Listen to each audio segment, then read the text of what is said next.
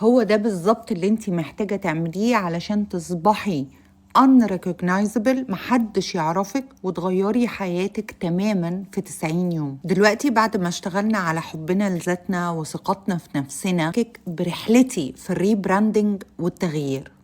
على فكرة أنا كمان في وقت ما كنت محتاجة أشتغل على الحاجات دي، سواء حب النفس أو الثقة بالنفس، أو حتى أبني لنفسي بيرسونا مختلفة وجديدة. فلو انتي كمان عايزة تصبحي بني آدمة تانية، وعايزة تغيري حياتك تماما، وعايزة تعملي لنفسك ريبراندنج، فالفيديو ده أكيد علشانك. الخطوة الأولى هو إنك لازم تكوني brutally honest. يعني إيه brutally honest؟ يعني تبصي لحياتك بعين فيها صدق بدون أي تجميل. شوفي قد إيه أنتي نفسك تتغيري، وإيه الحاجات اللي أنتي فعلا بتتمني من جواكي إنك تشوفي فيها اختلاف. لما تبصي لحياتك بأمانة وبصدق، هتبتدي تفهمي إيه فعلا اللي أنتي مش عاجبك واللي أنتي عايزة تغيريه، بدل ما انتي عايشة في كذبة كبيرة ان حياتك حلوة، وقاعدة عمالة بتبوستي على انستجرام وتيك توك والمنصات ان انتي كل حاجة زي الفل، وشكلك حلو وجسمك حلو وحياتك حلوة، وانتي من جوه عارفة ومتأكدة ان الكلام ده مش حقيقي. فهنا هنلجأ تاني للكراسة الشهيرة بتاعتنا، نجيبها ونجيب ورقة وقلم ونجيب كوباية قهوة، ويلا بينا نشتغل. أول حاجة هنفتح ورقة جديدة ونعمل فيها 3 عواميد. العمود الأول اكتب فيه كل الحاجات اللي انتي بتحبيها في حياتك زي ما هي النهاردة ودلوقتي، ومش عايزة تغيريها خالص. على فكرة أنا لما كنت بعمل التمرين ده اضطريت إن أنا أروح للخانة التانية، لأن ما كنتش متأكدة ولا عارفة إيه اللي أنا فعلا بحبه وإيه اللي أنا مش عايزة أغيره. الخانة التانية هكتب فيها كل الحاجات اللي أنا مش طايقاها عن حياتي أو عن نفسي، كل حاجة زعجاني جدا جدا، بتزعجني وعايزة أشوف فيها تغيير. وعايزة أفكرك إن الورق ده محدش هيشوفه غير عينيكي انتي، فهنا فعلا كوني صريحة. حتى لو كتبتي حاجات زي أنا مش مبسوطة إن عيلتي بتعاملني بالطريقة دي، أنا مش سعيدة إن صحابي أنانيين ومش بيفكروا فيا بنفس الشكل اللي أنا بفكر فيهم، أنا متضايقة إن أنا سنجل ومش في علاقة، أنا متضايقة إن أنا متجوزة ومش سعيدة. أي حاجة اكتبيها، بس المهم إنك تكوني صريحة. أمثلة تانية زي مثلا مش عاجبني جسمي، أنا ما بعملش فلوس كفاية، أي حاجة عن حياتك مش عاجباكي بتروح في الخانة دي. الخانة التالتة هتبقى عاملة زي الأودت كده. يعني إيه أودت؟ يعني مراجعة. ايه الحاجات اللي انا عايزه اغيرها، والتغيير ده هيبقى شكله عامل ازاي. لو انا مثلا بشتغل على جسمي، يبقى انا عايزه وزني يبقى قد ايه، عايزه شكل جسمي يبقى عامل ازاي، عايزه اكون باكل بطريقه صحيه ولا عايزه اقلل في الاكل، عايزه اكون شخصيه بتلعب رياضه ولا عايزه اكون شخصيه ما بتلعبش رياضه، وهكذا. فكل نقطة من النقط بتاعت حياتك اللي ما عجبتكيش حط لها بديل في الخانة التالتة، ودي هتكون خطة التغيير. صدقيني كل ما هتكوني واضحة كل ما ده هيساعدك في التغيير، ولكن لو ما كنتيش صريحة وواضحة هتتوهي ومش هتعرفي تبتدي منين ولا انتي عايزة توصلي لإيه. حاولي تبعدي عن الأهداف الكبيرة التايهة اللي ملهاش حدود، خليكي واضحة وسبيسيفيك قوي في الحاجات اللي انتي عايزة تغيريها عشان تقدري تشوفي نتيجة. اللطيف قوي قوي في التمرين ده ان انتي فعلا تقدري تغيري اي حاجة انتي عايزة تغيريها في 90 يوم، كأنك بالظبط معاكي مصباح علاء الدين وبتقولي له انا مش عايزة ده، بدلهولي بده. فاستمتعي جدا وانتي بتكتبي ال3 كولمز دول. نيجي لخطوة رقم 2، وهنا طبعا استحالة ان انتي تغيري حياتك وتبدليها لو انتي ماشية بنفس الشيلة القديمة، حاطة كل مشاكلك وكل أعبائك وكل ضغوطاتك وكل ضعفاتك جوه شنطة، ماسكة الشنطة دي وماشية فيها في الحياة الجديدة. في الخطوة دي هنرجع نعمل ديكلاترينج للحياة كلها. أيوة، هنرجع نعيد تنظيم كل الأشياء اللي موجودة في حياتنا.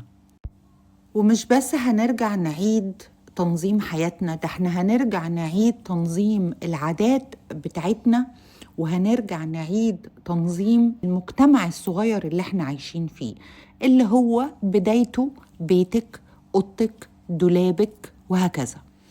وانا بنصحك ان انتي تبتدي بانك تشيلي كل حاجة قديمة ملهاش لازمة مش بتستخدميها. وهنا رول صغير جدا ممكن يساعدك، ان انا لو ما استخدمتش الحاجة دي لمدة 6 شهور يبقى الحاجة دي فعلا ملهاش لازمة في حياتي. فبصي على هدومك، بصي على تسريحتك، بصي على مكتبك، بصي على دولابك، بصي على اوضتك، بصي على حمامك، بصي على مطبخك، بصي على بيتك. لو في حاجات بقالك 6 شهور ما لمستيهاش ما استخدمتيهاش، يبقى الحاجات دي مكانها يا بيت تاني يا تبرع، خلصي منها تماما، لان هي ملهاش مكان في حياتك. ابتدي بعيون نظيفة على مكان منظم، ومكان انتي فعلا بتستخدمي فيه كل حاجة. من العادات بقى اللي احنا لازم نتخلص منها كمان، هي كل العادات اللي بتخليكي تتجنبي انك تعيشي في الواقع اللي انت عايشة فيه النهاردة. عدد الساعات المهول اللي انت بتقعدي على السوشيال ميديا تقلبي في فيديوهات حتى مش بتتعلمي منها حاجة مفيدة، وبدل ما تقعدي ترتبي وتنظمي وتنظفي حياتك ومخك وعاداتك، بتضيعي اوقات وساعات من عمرك في اللاشيء. عادة زي دي لازم تقف. فبدل ما انتي قاعدة بتتفرجي على حياة الناس كلها والستات كلها اللي حواليكي وتشتهي وتتمني ان حياتك تبقى شبههم، اقفلي الابليكيشن وركزي على حياتك انتي وابنيها علشان توصل لمكان انتي مش بتشتهي حاجة ومش عايزة حاجة، لانك وصلتي لمكانة من السعادة والرضا بمجهودك وبتغيير حقيقي في كل حتة في حياتك. نيجي بقى للخطوة الثالثة، وهي من ألطف الخطوات وأعز الخطوات على قلبي، وهي أبجريدنج بقى شكلك. نعمل أبجريد للشكل العام اللي بره، اللي ظاهر، اللي انتي أهملتيه بقالك سنين وسنين وسنين. ومن أكتر الحاجات اللي ساعدتني أنا شخصياً في رحلة تغييري، هي أن أنا وقفت واقفة مع نفسي وقلت هو البني آدمة اللي أنا عايزة أكون عليها دي بتلبس إزاي؟ بتتكلم إزاي؟ بتمشي إزاي؟ شعرها عامل إزاي؟ الميك اب اللي بتحطه شكله إزاي؟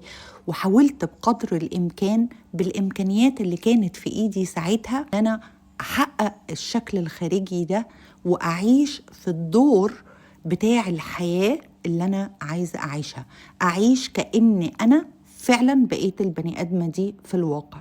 فأنا مثلا بحب جدا إن أنا أكون سيمبل وفي نفس الوقت إليجنت، فاخترت كل القطع اللي كانت عندي في الدولاب اللي هي هتمثل حاجة زي كده. بحب شعري يبقى سايب، اهتميت بشعري ان انا لما اسيبه من غير ما اكون مسرحاه يبقى شكله منمق. بحب الميك اب البسيط، ما بحبش الميك اب التقيل، فتعلمت من فيديوهات كتيرة جدا ازاي اقدر احط لنفسي ميك اب يبقى خفيف وفي نفس الوقت يبقى باين، وهكذا. هو ده بالظبط اللي انت محتاجة تطبقيه على نفسك. هو انت فعلا مش محتاجة تستني 90 يوم علشان تتغيري، انت ممكن تبتدي تاخدي خطوات ولو حتى بسيطة النهاردة ودلوقتي، وتحسسي نفسك ان انت فعلا بقيتي ماشية في الرحلة دي. ما تنسيش ان بالطريقة دي انت بتبعتي اشارات لكل الناس اللي حواليكي ان انت ابتديتي تتغيري، واللي جاي هيكون احلى واحسن. ولما انت بتبتدي تحترمي نفسك وتديها قيمة، بتبعتي إشارة للبني آدمين اللي حواليكي إن هم يبتدوا يعاملوكي بنفس القيمة والاحترام اللي انتي بتعمليه عشان نفسك. رقم 4، وهنا عايزاكي تقفي اللحظة وتتخيلي حياتك دي بجد ممكن يبقى شكلها مختلف ازاي بعد 90 يوم. روحك كده، لان انت هتبقي بني ادمه مختلفه تماما، وهتتصرفي بطريقه مختلفه، وهتكوني مختلفه بعد 90 يوم دول. وعلشان تقدري تاخدي اكشن وتعملي تصرفات مختلفه، لازم تخططي من الاول، لازم يبقى عندك بلان اصلا محطوطه in advance. انتي ما تقدريش ان انتي تتصرفي زي النسخة القديمة منك، ولا تحاولي ان انتي تخلقي نسخة جديدة وانتي ماشية بالحاجات القديمة. حقيقي الموضوع ممكن ودنك تتخيل ان هو بسيط، لكن للأسف هو مش بسيط خالص ومحتاج شغل يومي على نفسك. فهنا بقى دور الكالندر بتاعك أو الأجندة، ودي هتصبح أعز صديقة ليكي الفترة اللي جاية. فهتشتري لنا أجندة لطيفة ظريفة فيها الأيام كلها بتاعت السنة مكتوبة، وهتبتدي تستخدميها. لو مش عايزة تعملي ده، ممكن تعملي على جوجل شيت كالندر، أو تطلعي كالندر من على كانفا أو أي حتة. لو كتبتي على جوجل أنا محتاجة كالندر السنة، هيطلع لك ورقة تطبعيها وتبتدي تشتغلي بيها. فلنفرض ان انتي شغالة على هدف ان انتي تحسني من مظهرك او تحسني من وزنك وجسدك، تعيشي حياة صحية اكتر وتخسي.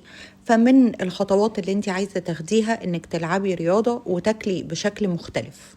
هنجيب بقى الكالندر بتاعنا ده وهنبتدي نختار منه 3 ايام في الاسبوع من الساعة كذا للساعة كذا، دول اللي انتي هتحطيهم مخصصين للرياضة.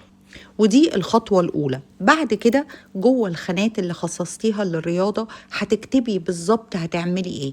أنا الحاجة اللي اخترتها كانت المشي، وده ساعدني كتير قوي، وابتديت أبني من ان أنا كنت بمشي على الأقل تلت ساعة لساعة ونص. عملت ده على مدار 4 شهور، فابتديت ب1500 خطوة إلى أن وصلت ل10,000 خطوة في اليوم. طبعا مش هينفع نكون بننام لحد الساعة 1 و2 ونبتدي نتغير، فاحنا عايزين نبتدي ننام زي البني آدمين في وقت معين بالليل، ونصحى في وقت معين الصبح مع الشمس كده، والنهار نبتدي ننفذ خطة التغيير. حاجة تانية من الحاجات اللي ساعدتني أنا إن أنا يبقى عندي ديسيبلين وإن أنا فعلا أبقى كوميتد لحاجة زي دي، هي دفع الفلوس. والله دفع الفلوس يا جماعة، في الجيم ولا مع مدرب خاص ولا في كلاس ولا في أي حاجة من الحاجات دي بيوجعك شويتين، فبالتالي بتلتزمي. فلو قدرتي إن انتي تضيفي على خطوات المشي دي أي نوع من أنواع الرياضة وتروحي تستثمري في نفسك بالمبلغ ده، صدقيني ده هيساعدك إن انتي تعملي كوميتمنت وتلتزمي. أسرع طريقة تقدري تفضلي ماشية على الخطة بيها هو إنك تكافئي نفسك على كل تغيير صغير انتي بتاخديه، فتفضلي مركزة مع نفسك ومركزة مع الحاجات اللي انتي بتعملي لها achievement، حتى لو هي بيبي ستيب. وباستخدام الأجندة هتقدري تعرفي كمية الوقت اللي بيبقى مهدور من حياتك، وقت مقضياه نايمة زيادة عن اللزوم، وقت مقضياه بتتفرجي على مسلسلات إلى الأبد، وقت مقضياه بتتفرجي على السوشيال ميديا بلا هدف، وهكذا. فهتكتشفي قد إيه أنت بتهدري في وقتك، بدل ما يكون في بناء شخصية جديدة أنت هتحبيها وتحترميها للا شيء. هنا بتبتدي تجبري نفسك على تصرفات معينة. طبعا في البداية هتبقى مؤلمة ليكي جدا، لأن احنا بنمشي على حسب اللي احنا متعودين عليه، ولكن لو فعلا قرصتي على نفسك في الأول هتكتشفي ان انت ابتديتي تعملي التصرفات دي، فبالتالي تلتزمي بيها، فبالتالي تشوفي نتيجة. الخطوة الخامسة بقى خطوة صعبة وغلسة شويتين، لأن انت محتاجة تحوطي نفسك بناس انت عايزة تبقي شبههم. أيوة، تحوطي نفسك. وطبعا في البداية ممكن ما تعرفيش توصلي للنوع ده من الصداقات أو المعارف، فهتحاولي ان انتي بدل ما تقضي وقتك في اللاشيء على السوشيال ميديا، ان انتي تتبعي الشخصيات اللي انتي تصبحي زيهم. لو انتي بتدوري على النجاح مثلا، اعملي فولو لسيدات ناجحات. لو انتي عايزة تخسي، اعملي فولو لناس كان وزنها كبير وبعد كده قدرت انها تخس. دوري على الناس اللي ممكن تتعلمي منهم وتستفيدي ويصبحوا انسبريشن ليكي في حياتك، وموتيفيشن يزقوكي، يدوكي افكار لازاي تقدري تتغيري وازاي تقدري توصلي للهدف اللي انت حاطاه لنفسك. وصدقيني في البداية هتلاقي نقد كتير، وهتلاقي ناس بتحاول تحبطك، وهتلاقي ناس ممكن تكون بتغير منك وبتحاول تكسر مقاديفك. اقفلي ودانك وعيونك وركزي على نفسك انتي، لان انتي اللي هتتغيري بعد 90 يوم، وانتي اللي ماشية في الرحلة اللي هتديكي جودة حياة أحسن بكتير. هنا بقى لازم نكمل الحاجات الخارجية مع التصرفات الجديدة اللي انت عايزة تبتدي توريها للناس. فلو عندك مثلا تاريخ مش لطيف خالص على انستجرام، ان انت عندك صور مثلا ما بقتش شبه الشخصية الجديدة اللي انت بتبنيها، عندك فيديوهات، دلتي كل الحاجات دي شيليها من تاريخك وشيليها من قدام البني ادمين. الصور كده ولا كده عندك على تليفونك، او تقدري تخزنيها على فايل في الكمبيوتر بتاعك، ودي مرحلة من حياتك واتقفلت وخلصنا منها. ذكريات من الماضي معناها لازم تفضل في الماضي. طلعي نفسك قدام الناس بالصورة اللي انت عايزة تصبحي عليها، بصور جديدة، بفيديوهات جديدة. في العموم حاولي تظهري نفسك بالصورة الجديدة اللي انت بتحاولي تبنيها. أكتر حاجة تركزي عليها هي البني آدم اللي انت بتبنيها في 90 يوم.